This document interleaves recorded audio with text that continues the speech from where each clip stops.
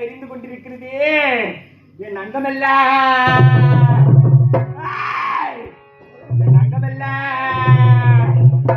எனக்கு எரியுதடா.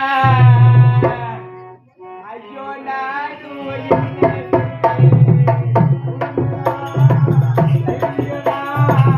ஐயோ நானோ என்ன செய்வேன்? அங்கமெல்லாம் எரியுதடா. ஐயோ நானோ என்ன செய்வேன்? அங்கமெல்லாம் எரியுதடா. ஐயோ நானோ என்ன செய்வேன்? அங்கமெல்லாம் எரியுதடா. ஐயோ நானோ என்ன செய்வேன்? ஓ சக்தி ஓ சக்தி ஓ சக்தி ஓ அடி பராசக்தி ஓ சக்தி ஓ சக்தி ஓ சக்தி ஓ சக்தி ஓ அடி பராசக்தி ஓ சக்தி ஓ.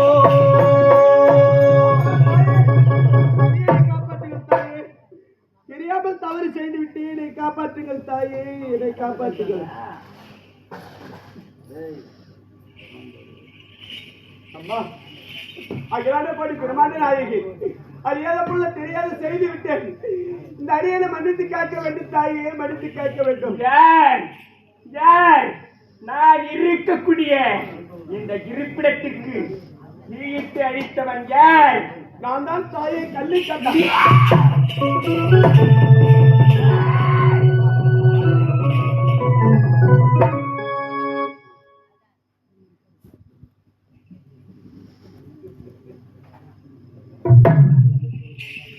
அடே மூடே,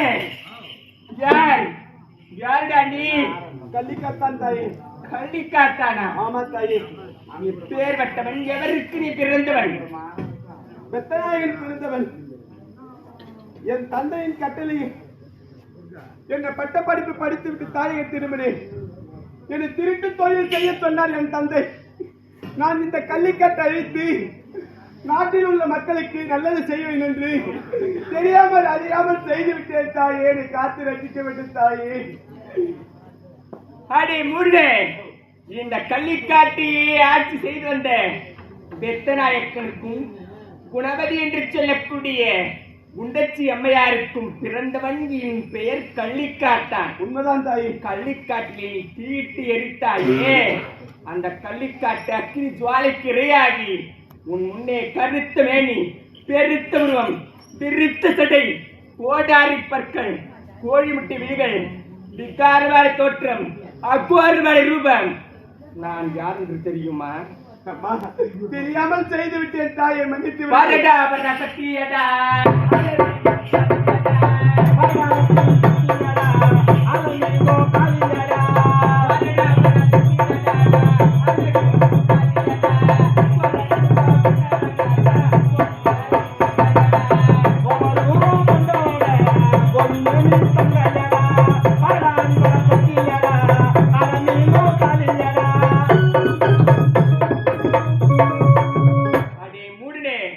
சக்தி ஒன்று சமயம் 16 6 கோடி மாயா சக்திக்குமே ஆதாரம் இந்த ஆதிவர்ரா சக்தி. ஊத்துக்காட்டு எல்லையிலே என்னுடைய நாமதேயம் என்ன தெரியுமா? ஊத்துக்காட்டு எல்லையிலே ஊத்துக்காட்டு எல்லையிலே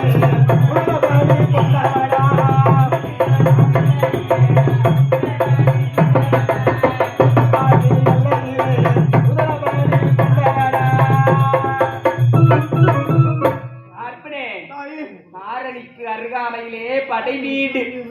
அந்த படை வீடு எனக்கு குறித்தான வீடு. எப்பேற்பட்ட வீடு தெரியுமா? படவேட்டி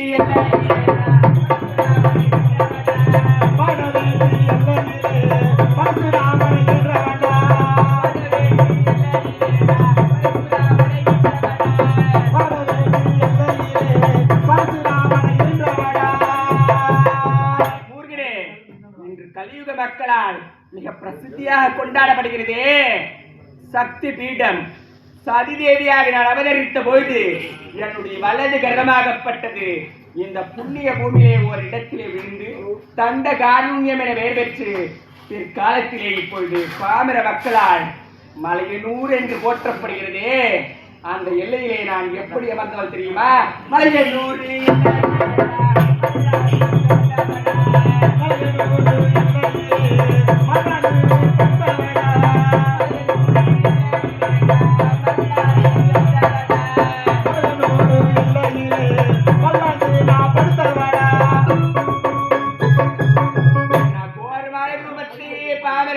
பார்த்தால் பயந்து விடுவார்கள் என்று யவர்ண வடிவத்தோடு சாந்த சொரூபமாக மாரிகளுக்கெல்லாம் முதன்மை பீடமாக விளங்கக்கூடிய சமயபுரம், சக்தி சமயபுரம், சமயபுரத்து மாறி அந்த புண்ணிய சேத்திரத்திலே மக்கள் அனைவருமே பசியார வேண்டி மாதம் கடைசி ஞாயிறு முதல் பங்குனி மாதம் கடைசி ஞாயிறு வரை பாமர மக்களுக்காக பச்சை பற்றிய விரதம் என்று சொல்லக்கூடிய விரதத்தினை இந்த நேரத்திலே நான் ஏற்றுக்கொண்டிருக்கிறேன். எப்படி தெரியுமா? சமயபுரை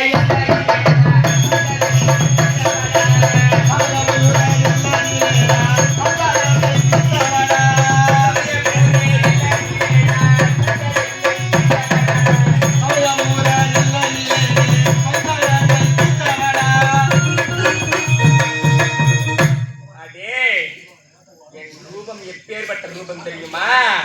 அடி சக்தி சடாவரி சரீஸ்வரி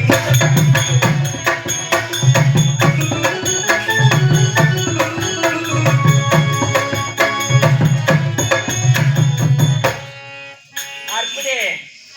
இப்பேற்பட்ட 108 அவதாரங்களை கொண்டு பாமர மக்களை ஆட்சி செய்யக்கூடிய ஆதிவரா சக்தி நான் இந்த கள்ளிக்காட்டிலே குடிக்கொண்டிருந்தேன்.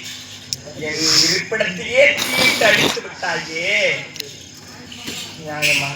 ஓம் சக்தி தாயே, ஓம் சக்தி தாயே,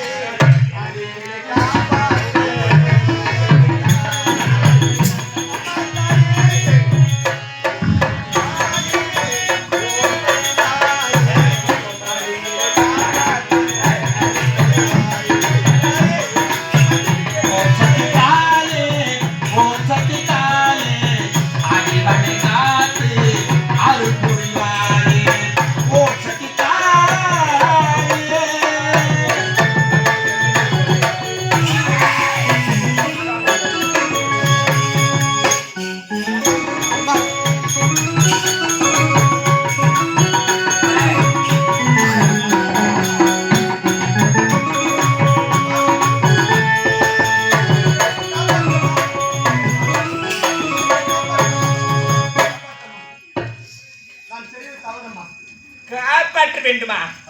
உண்டைய மன்னிப்பா? மன்னிப்பு நான் உனக்கு கொடுக்க வேண்டுமா?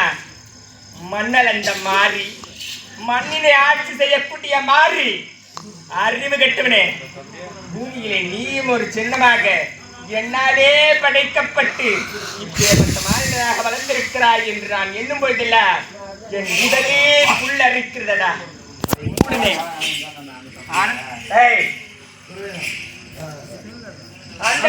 பிண்டத்திற்கும் ஆதி சொருபமாக இருக்கக்கூடிய ஆதிவர முதல் ஜென்மம், யானை கடை ஜென்மம், 84 லட்சம் ஜீவபேதங்களுக்கும் படியிழக்கக்கூடிய பரமன், முக்கண்டாரி, மூலாதார பொருள், திருநீலகண்டன், எனையாட்கொண்ட எம்பெருமான் ஏகம்பன் என்று பலநாதேட்டை படைத்தவன்.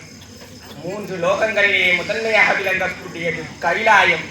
கைலாயத்திலே பரமனின் பதியாக இருக்கக்கூடிய பராசக்தி. என் நாதனும் நானும் கைலாயத்திலே அமர்ந்திருக்கக்கூடிய தருவாயிலே என் நாதனுக்கும் எனக்கும் ஏற்பட்டது ஒரு சிறிய வாக்குவாதம்.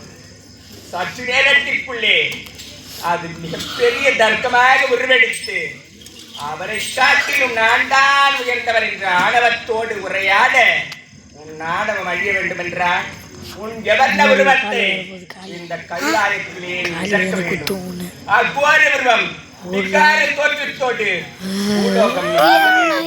உன்னை பார்த்த அனைவருமே கைக்குப்பி வணங்கிய பாமர மக்கள் அனைவருமே உன்னை பார்த்து அஞ்சு பயந்து நடுங்க வேண்டும் என்று பரமன் சாபத்தை கொடுத்தார். பரமனிடத்திலே சாபத்தை பெற்ற பார்வதி கைலாயத்தை விட்டு பூலோகம் வந்தடைந்து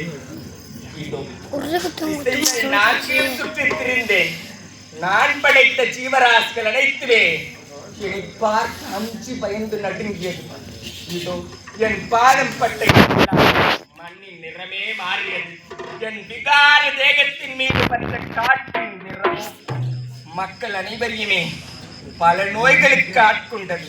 ஆதலால் நான் இருக்க தகுதியான இடம் என்று தேடி அடைந்த தருவாயிலே வானவராயன் என்று சொல்லக்கூடியவன் அள்ளும் பகலும் 60 நாழிகையும் எனையே கோரி பக்தியோடு துதித்தான். அவனே அவனே என்பதை விட்டுவிட்டு அம்பிகையே அம்பிகையே என்று எனையே கோரி பக்தியோடு துதித்தான். அவனுடைய வேண்டுதலுக்கு மனமிறங்கிய உமையவள் அவ்விடத்திலே பிரதட்சிணமானேன். அவனால் மனம் குளிர்ந்த அம்பிகை இப்பேற்பட்ட நிலையிலும் என்னை கோரி துதிக்கிறானே என்று மனமகிழ்ந்து அவன் கேட்ட வரங்கள் அனைத்தையுமே அவனுக்கு கொடுத்தேன். அரக்க குலத்திலே பிறந்தவர்கள் அனைவருக்குமே அரைபுத்தி என்பதை அவனும் நிரூபித்து விட்டான். வரத்தை பெற்றுக் கொண்ட வானவராயன் சாட்டை கொண்டு வேட்டையாடினான்.